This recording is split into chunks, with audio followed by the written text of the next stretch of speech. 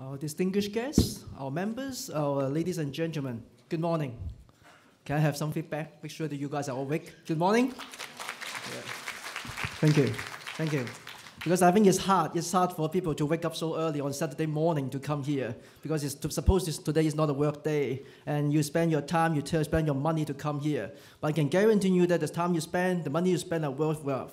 First of all, I assume that you all have a good breakfast outside, because just as you need corporate profit to pay the tax, we need to have a breakfast to fill ourselves with enough energy to have sharp new ideas. And this is the ACCA tax conference. Actually, is a flagship event for our ACCA Hong Kong. Every year, we invite a very good expertise to come to here to give you new insights and also share with you something about, some of their thoughts on the current issues and of the forthcoming, implications. And a lot of the participants come here will learn about how do we solve the current issues, and how a lot of insights and bring back to their workplace so that they can create values for their business as well.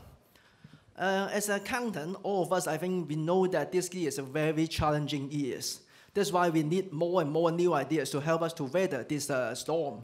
So that's why I think this morning we will probably give you a lot of new ideas, new insights, so that you can bring back to your workplace so that you can create values for your business, as I just mentioned.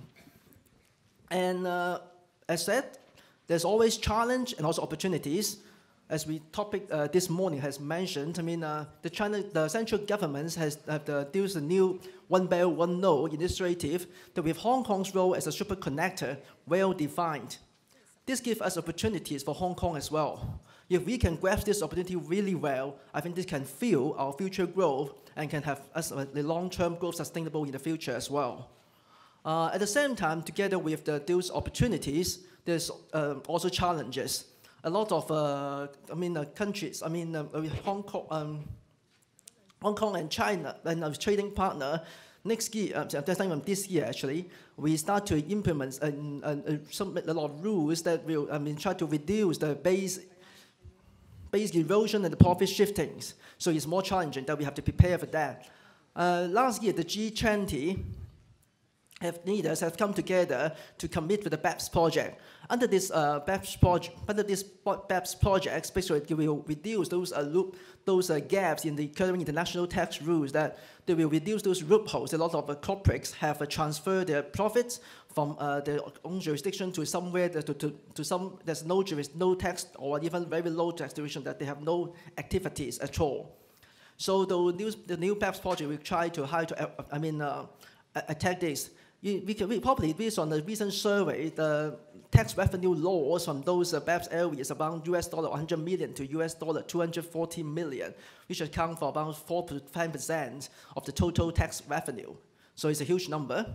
And in Hong Kong and in China, we are entering a new era that we have to be more tax transparent. We have to be prepared for that. The OECD has just launched a new framework. Under this new framework, it provides opportunities for all those interested countries and jurisdictions to come together to update the international tax rules. And then also, the general mandates of this new framework actually has helped to address to make sure that the 4 minimum BEPS requirements of standards are implemented, namely those harmful tax practice, namely those tax treaties abuse, and country-by-country reportings on transfer pricing, and also on the improvement on those currently the cross-border tax disputes as well. You will also monitor ongoing data gatherings on the tax data gathering in the tax challenging environment for the digital economy, as well as the BEPS impacts as well. You will continue to monitor to implement the remaining parts of the BEPS, and also to help to make sure the standard setting procedure for the BEPS as well. The OECD also will monitor the whole things to make sure that those developing economy can join the schemes with equal footings. And based on the timetable, maybe as early of 2017 or the latest 2018, the automatic information exchange will be implemented as well.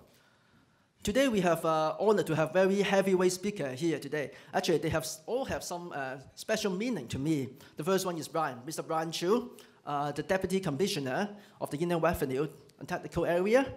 Brian will share with us our obligation to implement the G20 projects against BEPS. Actually, Brian was my lecturer in advanced taxation 20 years ago when I take the ACCA exam.